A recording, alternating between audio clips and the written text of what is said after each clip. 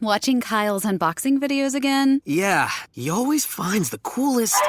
No way! A robot dog? Gotta ask where he got it. Or use your Samsung Galaxy S24 Ultra. Just draw a circle around the dog on your screen, and it shows you where to buy it right in the app. Whoa, I just learned a new trick. And that for once, I beat Kyle to the next big thing. Circle it, find it with the new Galaxy S24 Ultra and circle the search with Google. Get yours now at Samsung.com. Internet connection required. Results may vary based on visuals. Well, it's Christmas Eve. This is Dr. Phil. That means you found your way to fill in the blanks. I think it's a good time to talk about rituals, traditions, what makes Christmas special at your house. So I thought what I would do is just get some of my friends around, guys that I spend a lot of time with. We play tennis, we hang out, and talk about what we do at Christmas in our lives, in our families. So you're going to hear what the guys I hang out with do. We're going to talk about all of that in 40 seconds. Well, since we're talking about family traditions and stuff at the holidays, I thought, who better to start out with than my wife, Robin? So we should at least talk about ours. Oh, yes. Let's talk about what we do at our house Christmas first. Okay, great. You know it's my favorite holiday. I know. Well, every holiday is your favorite holiday right Yes. before the holiday. I love it. I love the decorating. But Christmas is a big one, right? Yes, everyone has to know that I have to have all of the decorating done by the 1st of December, like the first week of December. Try to have them all up by the time we sit down for Thanksgiving dinner. Yeah, we almost always do, but this Yes. year we were a little late because we were in New York for Yes. Thanksgiving this And year. Thanksgiving was so late in the month, but yes, you're right. Yeah, so Robin really gets into decorations, and they're always themed, and they're themed by the kids. Yes. Whatever Avery and London, when our kids were little, Jay and Jordan, they always kind of picked the theme. Uh-huh. But now that they're older than Avery and London, Jay's children pick the theme. Yes. And whatever they pick, she finds some way to do it. I sure do. And I always put a little spin on it. So there is a surprise to it for them. And I do it all myself. Everyone wants to know, do I bring someone in? But no, I do it all myself. Trust me, she does it all herself. In fact, she's been doing it for the last 3 or 4 days, like around the clock. Around the clock. But it's fun, It's right? been so 'Cause much fun. So we play Christmas music all through the house, and you get in there and do it. So what's the theme this year? the theme this year is Candy Cane Christmas. It's so beautiful. It is so beautiful. Last year I thought I might have overdone it with the gingerbread house in the foyer, and everything about Christmas was gingerbread. But this year, Candy Cane Christmas. Avery picked that, and she had fun with, because she could go in the gingerbread house. Yes, she I mean, was a family of 4 could live in the gingerbread house. Yes. So she loved that. But this year it's Candy Cane Christmas. And how many Christmas trees are in the foyer now? Well, I haven't finished. Today I'm bringing in the last of them. But what I really love is you love the way it looks. You are so in love with the Christmas theme because for the first time ever, I actually have red and white Christmas trees in the foyer. Know. I love that. These red flock Christmas trees that have red lights on them. I know. Yes. And so that's as red They're as you gorgeous. can get. So I probably have a total of 24 Christmas trees in the foyer that extend into our dining room and then into the hallway. There's some out on the patio, right? Yes.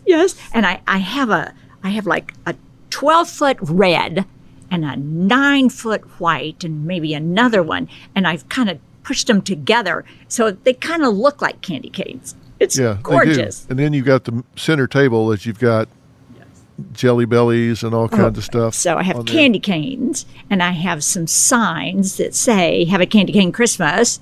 And then what's really cute is I found 2 of the most adorable photos of the babies. I still call them babies. From past Christmases. One's on Santa's lap, and one of them, they're eating candy cane suckers. And I blew them up to like 16 by 20 and just huge, and photoshopped the one with the suckers because it was a summertime photo. And so they're Christmas themed. And probably have, how many candy jars would you say? 40, 50. Full of clear candy. candy jars full of M&Ms and jelly beans and stuff, and candy canes. Yes. My favorite thing about that is when you open the front door and the kids see it for the first time, because they just, their eyes just go crazy, and then they're all over it. Also, tradition, a friend of ours, Ken Solomon, he's the head of Tennis Channel. is a amateur photographer, but unbelievable.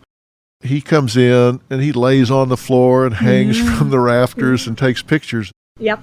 of everything at Christmas time and does a great job with all of that. So we get those decorations. And then when we actually get to Christmas, now we're from the South, so food is really important at the holiday season in the South. And Robin has this special recipe for baked potato soup. It belonged to my mother. Right. So talk about traditions. We've been doing every bit of this that we're talking about for, the 43 years we've been married. So Right. every Christmas Eve, I make my mother's recipe of baked potato soup. Then we pick up one of the honey baked hams, Right. and then I make homemade dinner rolls. So every Christmas Eve, our dinner is baked potato soup and ham sandwiches made on dinner rolls. Yeah. And that, I don't know what it is, but every year you start the hunt for the recipe for this baked potato I soup know. and for the Christmas cookies, those white cookies. They were my mother's Right. almond cookie recipe. Yeah, as they're well. almond cookies. And every year she starts taking down these cookbook after cookbook after cookbook. They all belong to Not my because mother. it's published in the cookbook, because she stuck the recipe inside the cookbook. Why do I do that to myself? And we I have don't to know. find it every year. I It's know. like, oh Like my panic. God, where is it? I go through that panic. And then every Right. year I would call my sister for the almond cookie recipe. And it's so sad because last Christmas I couldn't call her, but I found it. And Well, you couldn't call her because we lost Cindy I last lost year. her. So that was So our first sad. Christmas without getting to call Cindy to get the recipe. I know. But tradition is so important to me. So I Right. make the almond cookies and the baked potato soup. And it doesn't matter where they are. The boys have to come over, and Erica and the babies, and have their traditional baked potato soup. But sometimes Erica and Jay and the babies can't do it because there's another tradition.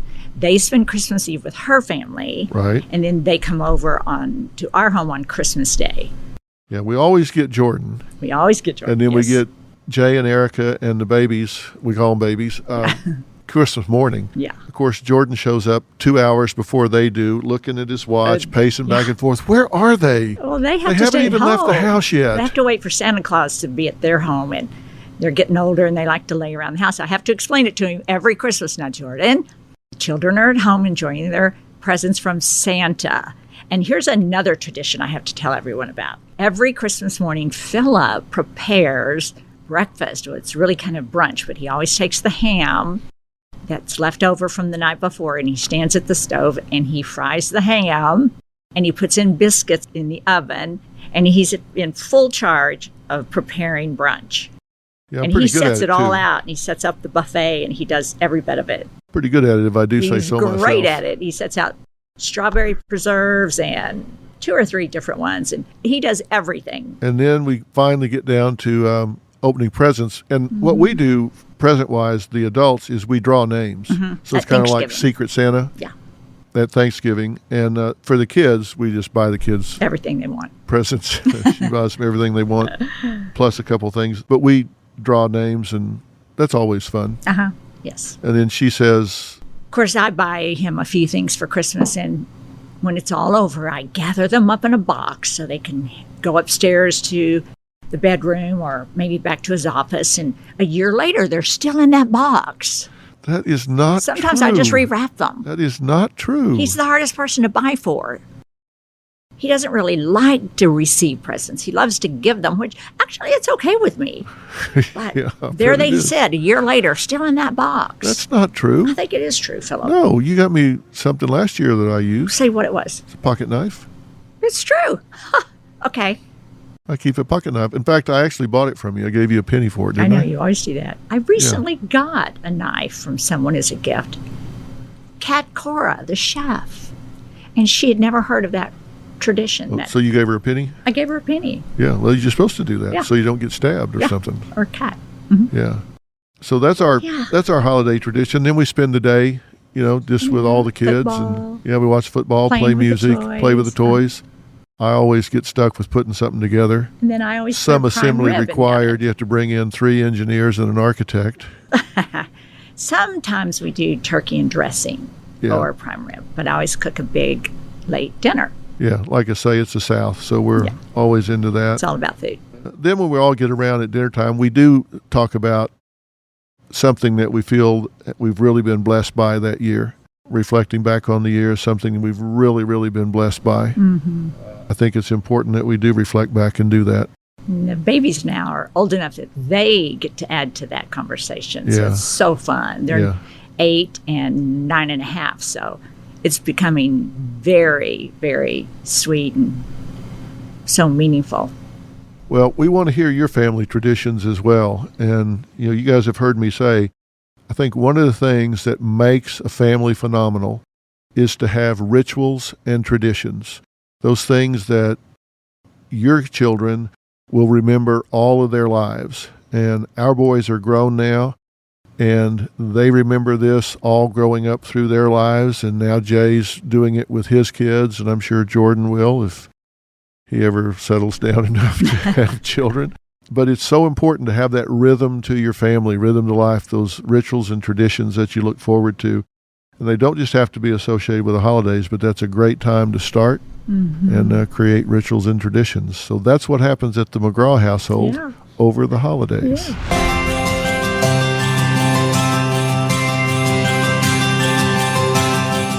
Okay, well, I'm here with Freedom Wynn, Sinan Insir, and Greg Midell. These are three of my really good friends. I play tennis with them. We hang out. We do all kinds of things together. And I thought we would talk about what the Christmas traditions are at people's house, because we're from different parts of the country. Greg's from the upper Midwest, Freedom's from Northern California, and Sinan is from Turkey. So we're going to hear some different things from him. Let's start with Greg. So Greg, let's talk about this two different ways. You grew up in the upper Midwest, Illinois, right? Only child. So what were the traditions in your house? What was it like Christmas Eve? Tell me about growing up at your house. Well, Christmas Eve was always a gathering of my aunts and uncles and my cousins, and we'd all get together with my grandmother, and my parents and everyone, and we would have just a very classic Christmas Eve dinner and gift exchange, and we would sure have a good time. The kids would rule the house, and we ate everything in sight. We made a huge mess and had a lot of fun. Very special memories. Now, did you guys open presents on Christmas Eve, or was it Christmas morning? In that case, we got together, we would open them Christmas Eve. But the family, my immediate family, always opens their gifts on Christmas morning. Was there a particular tradition? Like, I know your mother really well, Ann. We call her the Colonel. She kind of runs everything, and she is the absolute sweetest woman in the history of the world. Did she have certain things that she made, cooked for Christmas Eve or Christmas Day dinner? Was she the one that did all of that, or was it everybody bring something themselves?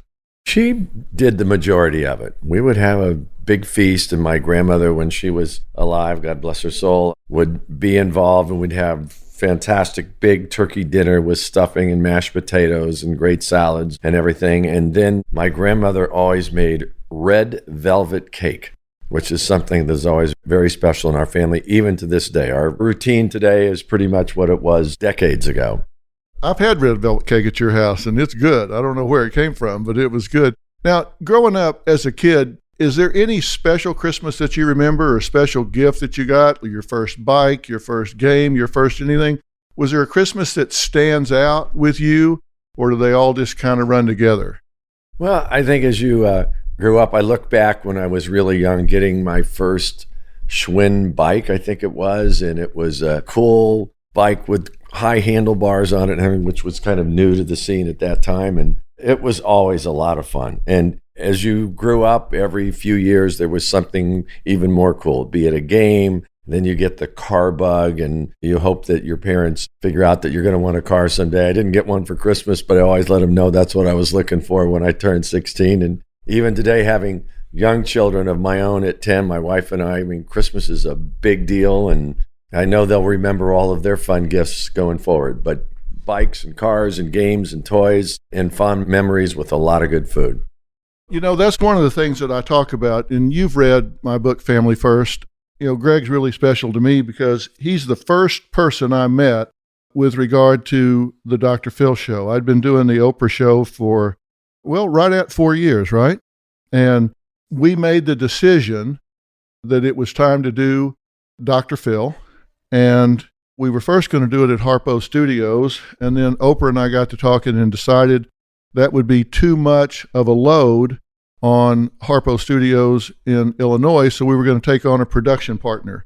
We started meeting with different production companies, and as soon as I met Greg Meidel at Paramount, the hunt was over. I mean, we met and clicked immediately, right? So I came to Paramount. Greg was there about another 5 years, and then Fox stole him away. But our relationship went way beyond professional and just what we were doing with regard to the show. Hell, I think we played tennis the day you went from Paramount to Fox, and here we are 18 years later. We just came off the tennis court right now, and I've watched your kids be born and grow, and I'm just curious. You know, I talk about in Family First that it's so important, I think, generationally, that we have rituals and traditions and customs in our families. It's kind of what marks our memories and our histories, and that we pass those on to the next generation. Have you consciously done that? Tell us about your two and what you've done as far as carrying those traditions on from what you did growing up to what you do with your kids now. Well, it's a big part of our life, and it is a huge tradition. Christmas Eve is very special. We get everybody together. We go to Christmas Eve Mass and then come back and have this huge feast. And my mother, who's 85 now, and my grandmother, or the kids' grandmother, is there. Her tradition is a part of it. We even kind of get a little over the top. We have great caviar on Christmas Eve night. That's one of our rituals. And then the next day, everybody shows up in their Christmas pajamas, and we light the fire and we open our gifts and literally stay in our pajamas the entire day, and then have another great fun dinner with everybody together, and we never leave the house. We cling together from Christmas Eve through the end of Christmas Day. Well, you have a son and a daughter. Which one gets most excited about Christmas? Well, they both do, but I think that my son Blake in particular, you know, he loves games, he loves sports, he loves music. So we kind of try to look for something that goes along with his nickname, DJ Blake, because he loves being a DJ at 10. And so anything that he can do to add a mix or two to his music system is what it's all about. My daughter loves games and dolls and toys, so it's very special. Now, your wife, Nancy, is really all about home and making everything feel comfortable there. You've now been married, how many years is it? 13 and a half years. Do you guys still exchange gifts 13 and a half years in, or do you just make it about the kids? Well, I keep trying to make her realize it's just about the kids, but she likes a couple special gifts under the tree, I must say, and it makes it very special. So I always try to surprise her. You know, jewelry is always a good start, something fun. And Nancy is a great homebody full of festivities and everything. And she comes from a huge family. She's one of 7 kids, a big Catholic family. So celebrating the Christmas holidays is very, very important to all of us. And it is a tradition. How great is it to have your mother? And, you know, you knew my mother, of course. And when they get to that age, every year that we have them is a blessing. And I know you'll have your mother this year at Christmas. How special is it that she gets to see your kids grow up and be there for these Christmas traditions and all of that? Because this is really special to her, isn't it? Very special. It all started with her, you know, years and years ago. And she makes sure that that tradition continues, both in making sure we get to Mass, to going to church, to enjoying our festivities in the evening, but making sure we are together as a family is what it's all about. And we do have a lot of fun. Well, one of the traditions that you and I share is, I don't know how many years it is now, but I've been on the tennis court at noon on Christmas Eve every year for, I think it's 38 years now. You and I have been on together. This will be our 18th year. At noon on Christmas Eve, we're on the tennis court. We might be finishing, we might be starting, it might be in the middle, but when that clock strikes noon, we're on the tennis court, and we haven't missed in 18 years. You realize we're at 18?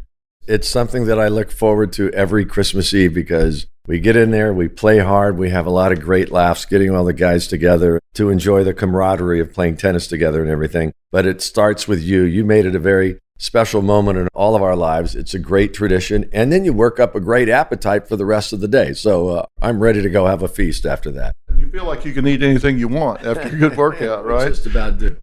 Well, thanks for sharing your traditions about the kids and all. Anything special for the kids this year? made your mind up yet? I'm sure with Blake, it's got to have to do with his music. Definitely with his music. We've had piano recitals. I just finished that over the weekend. I know we'll be singing around the piano during the holidays. And our daughter will be playing, she's all about Frozen. She loves Frozen, and the play Frozen is here now. And Frozen 2 just came out, so we're going to have a good time. Well, thanks for sharing all that.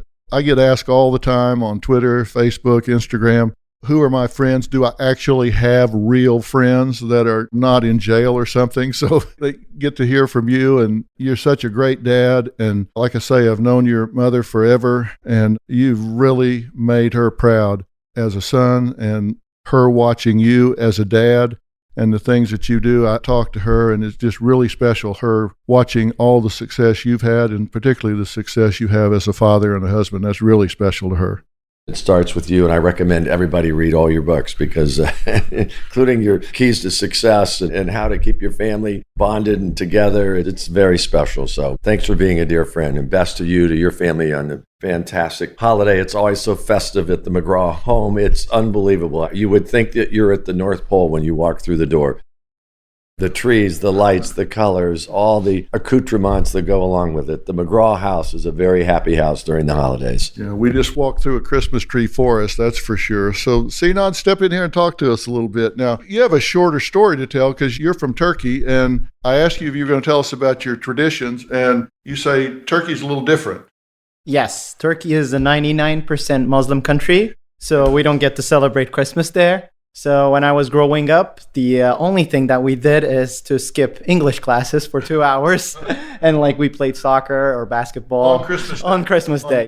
So is that a day that's recognized at all? No, not at all. Nobody probably knows even about it. Really? But we do celebrate New Year's Eve. You've been in the U.S. now for 10 years, and once you got here, did you start celebrating Christmas? No, not the first few years. The first few years, the only thing we knew was to go to movie theaters because that's one of the few things that are open on Christmas Day. So the first few years, we spend our time on the movie theaters. We even saw maybe 2-3 movies in a day because we were so bored. But eventually, in the last few years, we started celebrating Christmas like other people here, and we started inviting our friends to our house and do a big feast. Has it gotten to be a special day to you now? I mean, is it something you look forward to? Absolutely. Me and my girlfriend love to cook to all of our friends. So in the last 3 or 4 years, we've been inviting a lot of our friends and cook for them. And I'm really looking forward for this year as well. You've got this girlfriend. If you do get married and if you do start a family, is Christmas something that you would introduce to the family? Absolutely, yes. I think it's a great way to see your friends and have a great time. And also, who doesn't like gift exchanging? I mean, everybody loves it. Well, I want to point that out because you'll be wanting to get all of us gifts come Christmas and everything. All right, Freedom, jump in here and let's talk about what happens in Northern California in your life. This is Freedom. It's a stage name that he was given when he was performing as a rapper, actually. And I asked him where he got the name Freedom, and he said, well, that will sound strange until you hear my government name was Gnome. I don't know if one's better than the other, but tell us about Christmas at your house. Oh, man, I loved Christmas growing up. I think it was the food for me. On Christmas Eve, we'd have a traditional meal, which included turkey, stuffing, my mom's famous mashed potatoes, pumpkin pie, and my favorite, honey-baked ham. As I got older, it was my duty to start picking up the ham. This was considered a rite of passage in my family, so to speak. But I think my parents were just sick of waiting in that long line. And then on Christmas Day, we'd see a movie and get round table pizza. Is that like a brand of pizza? It is. And it had to be thin crust. So was this a big thing in your family, Christmas? Is it something that was really celebrated in a big way? It was. My parents went all out.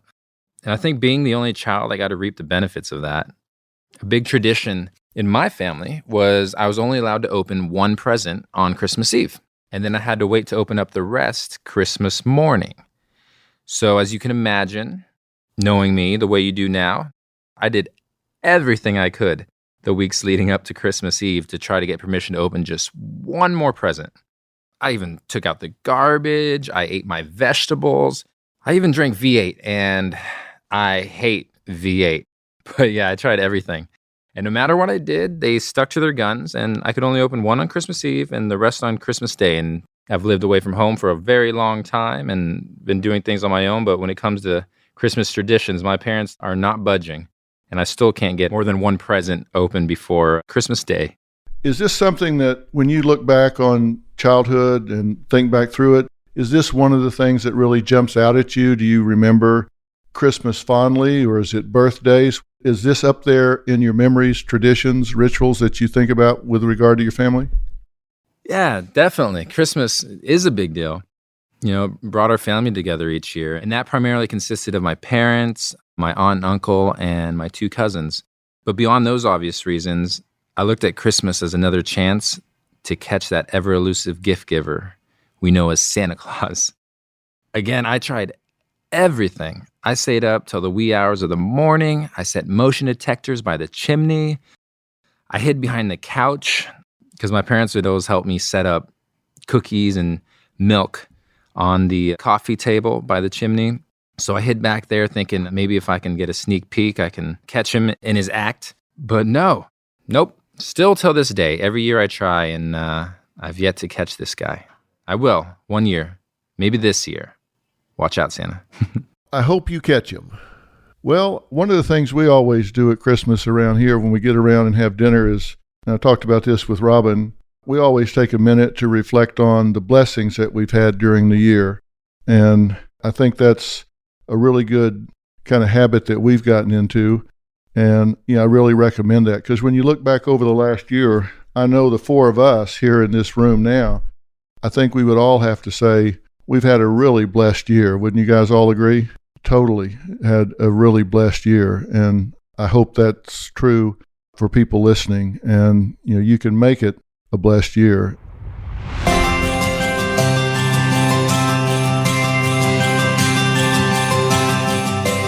I'm continuing my podcast asking my friends, tennis buddies, what their traditions are at Christmas time. As you've heard, there have been some real differences about what people do. So now I'm talking to Hunt Turner. And Hunt, where did you grow up? I grew up in San Jose, California. Yeah. So tell me, what did you do growing up? What was your tradition in your home when you were a kid? Sure. So my tradition, my birthday's on December 21st. So we had a couple of traditions. One would be we'd always go to see the Nutcracker as a family, which was always a great tradition, teaching me a little bit about classical music. And the other awesome tradition was we always decorated the Christmas tree on my birthday. Oh, all right. So you double dipped. I definitely double dipped. Now, did you get gypped? Did you get cheated because they kind of blurred your birthday into Christmas, or were they distinct? Well, the birthday was on the 21st, so we definitely had a little bit of a light birthday, but then you always got the big present on Christmas morning. Yeah, because my wife Robin's birthday is on the 28th, so they'd have Christmas, and they'd always say, okay, now that last one, just save it till the 28th, and that's your birthday present. She'd go, damn! And she was a twin, so she got divided by 2, and the last present was for her birthday, so she always felt like rats. It should have been in July. Now, when you grew up, was this a big holiday for you guys? And did you open your presents Christmas morning, Christmas Eve? Was music part of it? Was food a big part of it? What was it? Yeah, so absolutely. So definitely we got one gift the night before on Christmas Eve. Ironically, it was always pajamas. And then we got the bulk of the gifts the next morning. And then we usually get together with family later on in the afternoon for a big meal and exchange family gifts. Yeah. Is there a Christmas that you look back on during your childhood when you got that special present? Was there something that stands out, or do they just all kind of blur together? I remember when I was in the 6th grade, I got a bicycle that I'd really been wanting. That stands out in my history. Is there something that jumps out for you? Ironically, it was the red bike I got when I was around that same grade, 12 or 13, that I'd wanted and made sure they knew, and I got it. I wonder why that's such a big deal for us. Is it because it gave us mobility? Freedom. Yeah. To get out there and be on your own and get away from the family for whatever time you could do. Yeah, that's right. We'd walk at like 2 miles an hour or something, and all of a sudden we could go 20. We could cover ground. It was a freedom sort of thing. So I guess that's why it jumps out. So now, you grow up through that. Was this happy memories for you? I loved it. It was a great time of year. Yeah. You have children. How many do you have? I have 2 daughters. Cameron's 13 and Audrey's 15. Right. And they're really into horses and equestrian and all. Have you carried that same tradition on in your family now that you grew up with? Have you started new traditions, a new history, or is it carried on? I think it's changed a little bit. We now switch between families traveling back and forth, so that's changed the dynamic a little bit. It's great to spend time with the nieces as well and my nephew. So the dynamics changed a little bit because of mobility and traveling, but otherwise we still have the big meal, usually on Christmas Day, get everyone together. And as you know, that's a challenge just to get people in the same room. Yeah.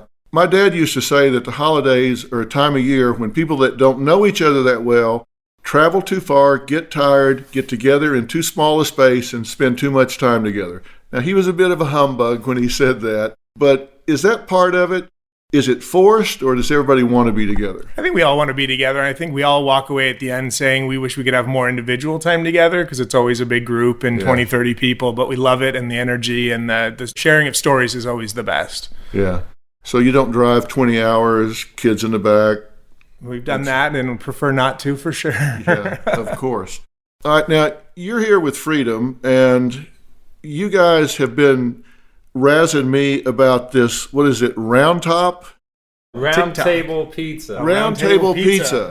Yeah, well, Round Table Pizza. What has this got to do with Christmas? I've never even heard of Round Table Pizza. So Round Table Pizza is a great chain in generally Northern California, a little bit in Southern California, and it's definitely our family's favorite pizza. Yeah, but you did it at Christmas, right, Freedom? Christmas Day, it would be a movie and Round Table Pizza.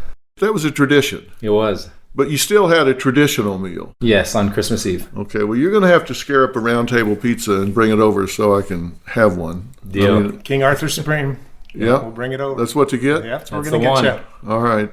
So you looking forward to Christmas this year, Hunt? Super excited. It's just going to be great to get the family together, and my kids are going to be in the Tournament of Roses parade, so that's just going to be the icing on the top. Yeah, now let's not gloss over this here because you're the only person I know that's ever had anybody in the Rose Parade. So tell me what your kids are going to do, and you got to be there at like 3 in the morning? So we get there about 10 at night. They're riding for the Blue Shadows Mounted Drill Team. They're on the parade team, and they get together around 10 at night. We wait all night on the street outside of Colorado Boulevard in Pasadena, and then at 3, 4 in the morning, they start getting ready for the parade, which starts at 8.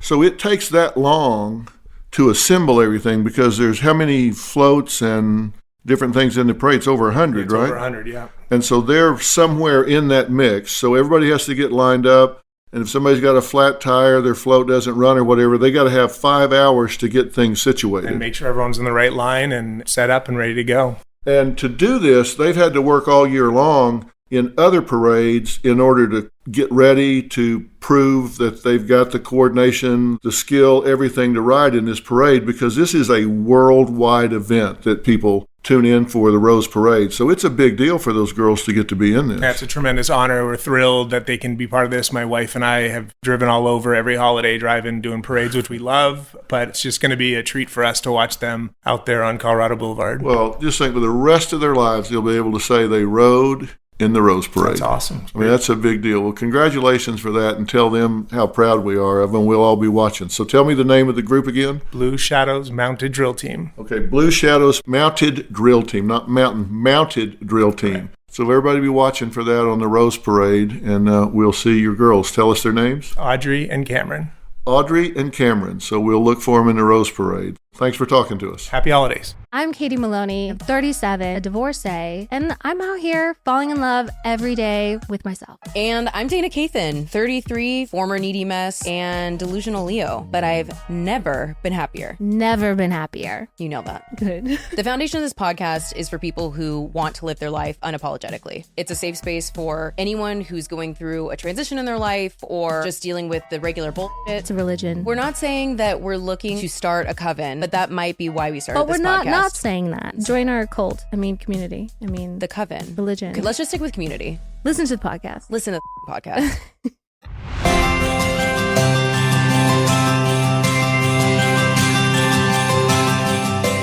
Introducing my friends, I want to introduce Chip Babcock. This is Charles L. Babcock. He's the premier defense lawyer on First Amendment issues in America, and I can say that not just being prejudiced. I think if you took a consensus, he is the premier defense lawyer on First Amendment issues.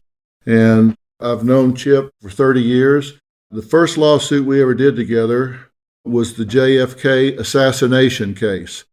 It was well after the assassination, but some doctors had written a book and the AMA had taken issue with them, and so we were having to defend the American Medical Association. So we had the Warren Commission files, the Bruder films, everything at my office in Dallas, and that's where he and I got to know each other, and we went to trial together every time something went to trial from that point forward, and he has become one of my dearest friends, he and Nancy, with Robin and I and our families, over the last 30 years. So I'm going to talk to Chip Babcock from Houston, Texas, about the Christmas traditions in his life. So here we go. Chip, tell me what your Christmas was like growing up. What did you guys do? And what part of the country did you do it? And what were the traditions at your home? Well, I started out in Brooklyn, New York, and there's a picture of me at Macy's sitting in the lap of Scary Santa. And Scary Santa looks like he is a serial killer and on drugs and drunk as a skunk. And I'm looking at him like, gee, I didn't think Santa was like this. But we had very traditional Christmases in Brooklyn. We went to my grandparents' place at Park Slope. They had a brownstone that was just really gorgeous, and a tree and the turkey dinner and the whole thing. So what year was this that they abandoned you to crack Santa? I was 5. Yeah? So, there is a nasty picture of me with crack Santa. Yeah, well, that explains a lot now that I know that you were traumatized by crack Santa. It's not a story I tell a lot, Phil. No, I expect not. So at home, did you guys put up the tree and go through all the regular traditions that most families do? Yeah, we did. It was always at my grandparents' when I was in Brooklyn. But then I moved to West Palm Beach, Florida, and the saying there was always, it's going to be a sweaty Christmas. And it was just, completely different. Right. But we still had the tree, but no snow, and it didn't feel quite the same way it did in Brooklyn. Which did you like the best, cold and snowy Brooklyn or a sweaty Christmas in Palm Beach? Well, I got to say that I sort of preferred the sweaty Christmas in Palm Beach. I don't know why, but I've always been a warm weather person. In fact, this year, as we have the past couple of years, we're going back to Florida, to Naples, where we have a home, and we decorate it with the tree and have the kids and the whole 9 yards. Well, that's great. So now, when Christmas comes around, how do you and Nancy spend it? What do you do? Well, Nancy always cooks roast beef and a beautiful dinner on Christmas Day, and about 4 o'clock in the afternoon, between 4 and 6, we eat, and just, great fixings and a lot of food, too much food, and we have a good feast and open presents and have a good time. Well, one of the things we do when we have our Christmas dinner that McGraws have always done, I think you know this, of course, is we always kind of go around the table and talk about what we think our biggest blessings have been, either one blessing or biggest blessings that we have in our lives are for the year gone by. If you were to look back at 2019, we're closing out a decade here and moving into a new decade.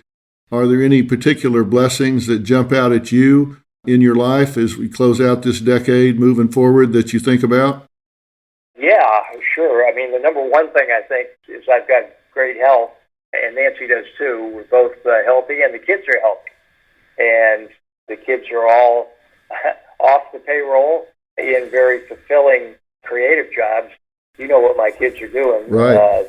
One's a TV producer in Tampa, and one is in the art world in New York, very successful, and the other one's in L.A., has a podcast herself, Atomic Moms. I'll put a plug in for it. Yes. And her husband, Adam, is a very accomplished playwright coming out with a new movie with Dwayne Johnson, The Rock, called Black Adam, that is going to be filming, I think, next month in Atlanta. So yeah.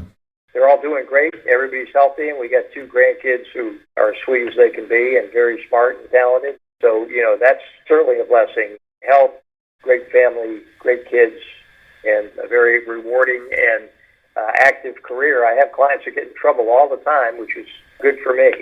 Yeah, of course. You don't want peace breaking out, that's for sure. No. No. That's not a good thing when peace breaks out. Yeah. Well, you're right. You have so much to be thankful for and so many blessings, and well-deserved, because you've done a great job raising your family and I know your girls, and I know Nancy, and I know Ellie and Adam, and it's not a mistake that you've got all this family around and everybody's doing so well, and you have great relationships with all of them. And I'm just glad to be part of that circle, and I feel blessed to get to know everybody that's in your world.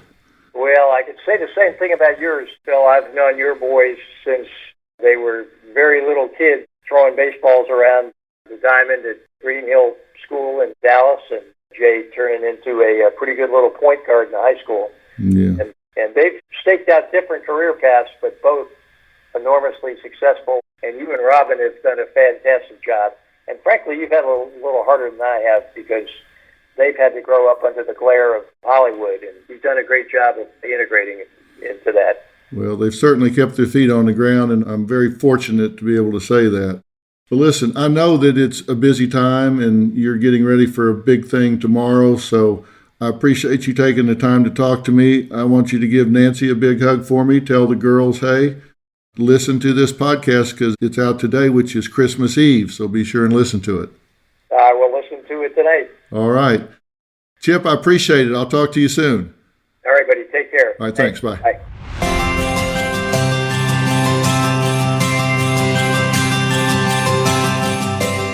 One of my dearest friends is Lynn Wood. Lynn is a plaintiff's lawyer out of Atlanta, Georgia. He's a plaintiff's lawyer in First Amendment cases. He's one that represents plaintiffs when they feel like they've been slandered and libeled. He's probably best known, or at least initially, for his representation of Richard Jewell. There's actually a movie out about him right now, Richard Jewell. He was a security guard that was falsely accused in the Centennial Olympic Park bombing in Atlanta in 1996. It was his representation of Richard Jewell that inspired Dan Rather to call him the attorney for the damned. And it really changed Lynn Wood from a personal injury lawyer into probably the best known defamation lawyer in the country. He's gone on to represent some of the most high-profile plaintiffs in America. He's a fine man. He's a family man. As I say, he's one of my best friends. We've known each other for a long, long time, and we know each other really well. So you're going to hear me talking to Lynn Wood about Christmas traditions in his life. And you know, all of us don't grow up in a really peaceful and happy environment, but we do hope to land on our feet, and Lynn is exactly that. He didn't grow up in a really happy, peaceful household, but he certainly has landed on his feet. So let's hear from Lynn Wood. Well, Lynn, what I wanted to do is just talk to my best friends about the Christmas traditions in their families that they grew up with and the Christmas traditions that they've practiced since they were adults, whatever they are, whether it's something fancy or not fancy or whatever. So I'm just interested in knowing, when you grew up in your family, what were your Christmas traditions, and what's the first Christmas that you remember?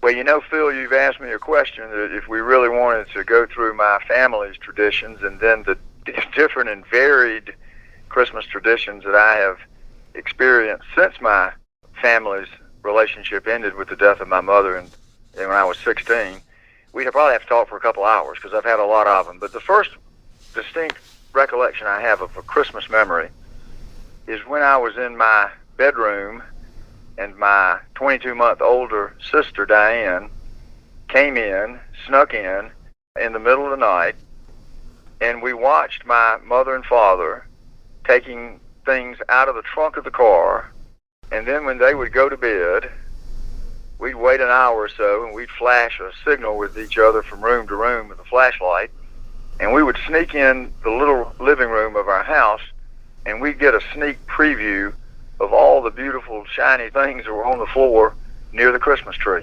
only to wake up the next morning and act like we were totally surprised. How old were you when this was going on? Bill, I was probably, from that recollection, I would say I was probably 7, 8, or 9 years old. And where were you living? Likely 6 or 7. I was living at my family's home at 2517 Treadway Drive in Macon, Bibb County, Georgia. Macon, Georgia. Macon, Georgia. I call it God's country. You know, I went to Mercer Law School. Right. And when I go around the country, I tell people when they ask me, where'd you go to law school, I say I went to Mercer University, the Harvard of the South. Exactly. They would quickly look over to me and say, oh, you mean you went to the Harvard of Bibb County? And I went, yeah, I guess that's what I meant. Yeah. Now, was this something that you guys opened presents on Christmas morning? Is that what you did? Our presents would always be fully unwrapped from Santa Claus. Right. Be unwrapped and on display, ready to dive into. There would be a few presents wrapped under the tree, and those would be presents that were more directed from someone to someone. Like perhaps I would wrap up a present for my sister or a present for my mom or dad, and someone outside the family might wrap up a present and give it to us, and we put it under the tree. And after we experience the open and obvious gifts from Santa, then we would sit around and open and unwrap the gifts that were special and had been put under the tree that weren't part of Santa. And how many years was this your practice before things really changed? And we don't need to go through all of them, but at some point it really changed for you. Well, I mean, I realized in a few short years that there was no need to look out the window, and I kind of sort of knew what to expect that would be on the floor around the tree. So I think that the tradition that I've described for you was probably one that existed for another 2 or 3 years, but by age, I would say easily by 10, certainly by 11, the tradition changed before it really changed again after I turned 16. Yeah. And what happened when you turned 16? Well, at 16 years of age, when I was in the 11th grade, I came home from a fraternity party. Luckily, I got to my home before my sister Diane arrived, and I saw and witnessed and experienced firsthand the conclusion of, in effect, 16 years of what I had witnessed in a household of significant, if not horrible, domestic abuse. My mother and father drank too much at times. They physically fought too often. And I came home and found my mother in her bedroom dead, my father in the bathroom trying to get a wash rag wet to put on her head because he didn't realize that she was dead. But tragically, he had beaten her to death, and I sent my mother to the morgue that night, and I sent my father to prison, and my life changed forever. Yeah. And it changed not in a negative way, Phil, but in a positive way, because it was a blessing in disguise. Right. And I became independent. I had to. And because of that, I have lived a very full and wonderful life where I feel like that I have taken the blessings God gave me to be a storyteller, and I've told the stories of a lot of individuals in a court of law. By doing that, I have taken a blessing from God and I've distributed it to other people. Yeah. That's the long and short of Lynn Wood at age 67 in my life's experience. Right. But even against that terrible backdrop, of course, you did have some memories with, like your sister, that were fun and positive for you. I have wonderful memories, not only of my sisters, I have an older half-sister. Right. Who I believe is my sister. But I have a lot of wonderful, loving memories of my parents and my mother's love and my father's love. So even in a life of tragedy, there are many, many memories that I would even suggest dominate the bad memories. Right. Because despite their behavior, there was no doubt that my parents loved me and loved my sisters. And I have great memories about that part of the life that I led, and no regret.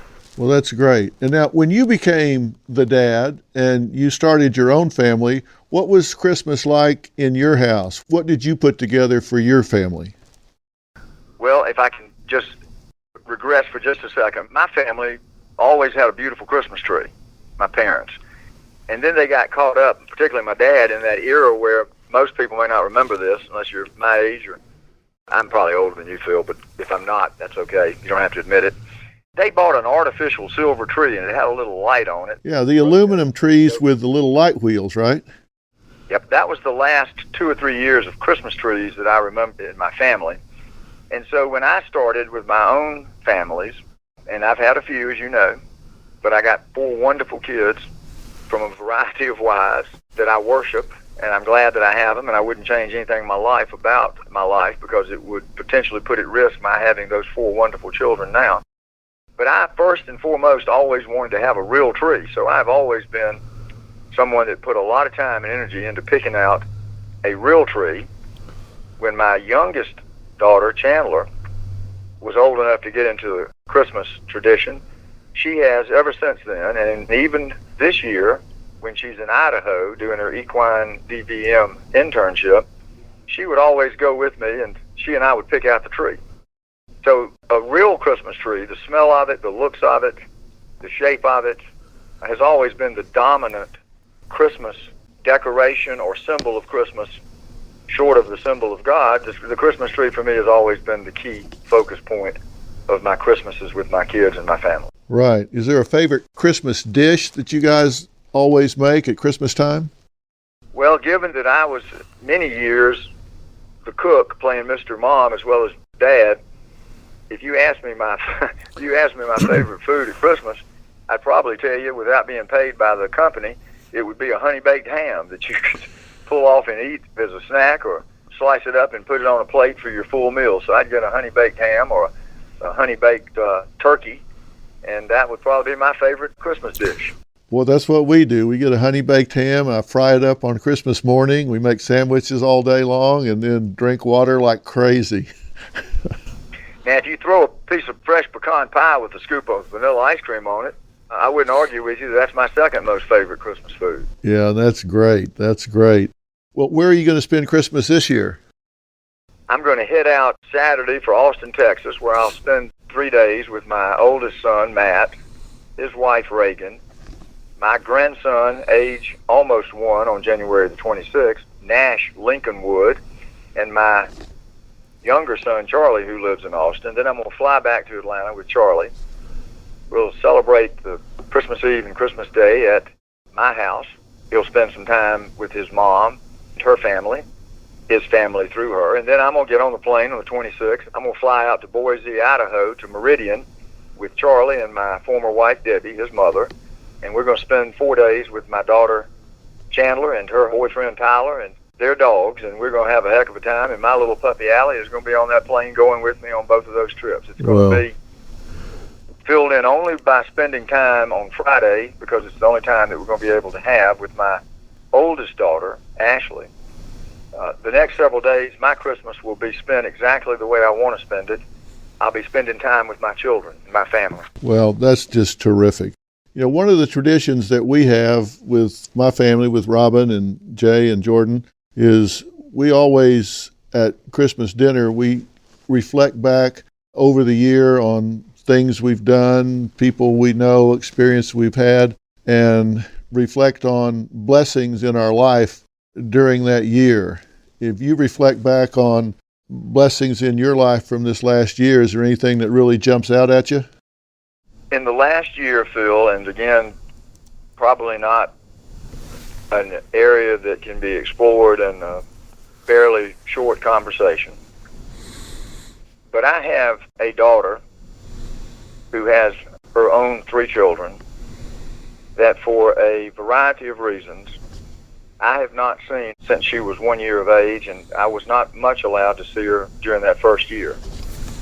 In the past year, she and I have reached out very carefully, very protectively, and I received a few weeks ago an email from her that she resent to me with a Christmas card of her and her family, who are genetically my family and my grandchildren, although I wasn't the granddad or the dad that raised any of them. And she and I will meet at her request over a cup of coffee in January. And that has to be, Phil, the greatest blessing that I could have received in the past year. Well, that's just terrific. And the other blessings are defined by the names of Matt and Ashley and Charlie and Chandler. I have a lot to be thankful for, my friend. I have been blessed in so many ways by a good and loving and forgiving God. Well, because I know you the way I do, I know how important that is to you, and you've got to be on the short list of the most successful lawyers in American jurisprudence, and I know that those things outshine every accomplishment and achievement that you have. So I know how important those things are to you. And once again, as we always know, Dr. Phil McGraw in that synopsis is absolutely 100% right. I'm a very blessed man. It has nothing to do with my practice of law. It has everything to do with my family and the many blessings that God has bestowed upon me. Those are the blessings that have meant the most to me in my life. Well, as I say, I can attest to that because I have the privilege of knowing you very well, so I can certainly attest that that's how you feel. And the privilege has also been mine to know you, Phil. And I look forward to the years we have together to continue to have conversations and share our friendship. I thank you for them in advance. Well, I cherish it as well. I know it's a busy time, and I thank you for taking the time to share this with hundreds and hundreds of thousands of people that'll be listening to this over today and the next week and all of that. So it's great for them to hear from someone as accomplished as you and hear how important family is to you. Thank you for the opportunity, Phil. All right, Lynn, we'll let you go. Thanks so much. Thank you, and we'll talk soon. Okay, bye. Bye-bye. I want to say thanks to all my friends for taking time to share their family's holiday traditions, and of course to my wife Robin for helping me celebrate ours. We're looking forward to 2020, and of course, one of the great holiday traditions is New Year's resolutions. In fact, the next episode of this podcast, I'm going to talk about New Year's resolutions and how the average person keeps them for just, wait for it, 12 days before they give up. That's right, they last for 12 days. I'm also going to tell you how to increase your efficiency by 500% in 2020. That's a bold statement, I know, but I'm going to give you some bold tools to make it happen. The first part of this episode will be out on New Year's Eve, with part 2 following 1 week later. I hope you'll join me, but for now, happy holidays. I'm Dr. Phil.